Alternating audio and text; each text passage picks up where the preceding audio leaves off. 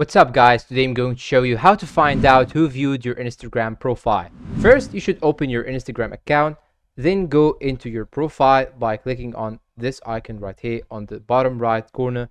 Now click on these three lines right here, tap on it, then scroll down till you find in For Professionals section, tap on Account Type and Tools. Tap on Switch to Professional Account, click on Continue many times till you get this page right here. Choose whatever thing you want in order to describe yourself. I'm gonna type, for example, video creator, gamer, for example, or choose anything that you want, then click on Done. And make sure also to check this one right here to display it on your profile. It will show you this page. Choose whatever thing you want. I'm gonna choose creator, then click on next, click on OK, continue, then click on yes, finish adding. Now it will show you this page right here. It asks you to complete 5 steps in order to complete your professional account. I'm gonna skip this step, so I'm gonna tap on this X icon right here, then go back to the settings and tap on these 3 lines right here, then go down till you find here in For Professionals section. You have to type on Insights, tap on it, then click on View Insights, and now by this way you can see who viewed your profile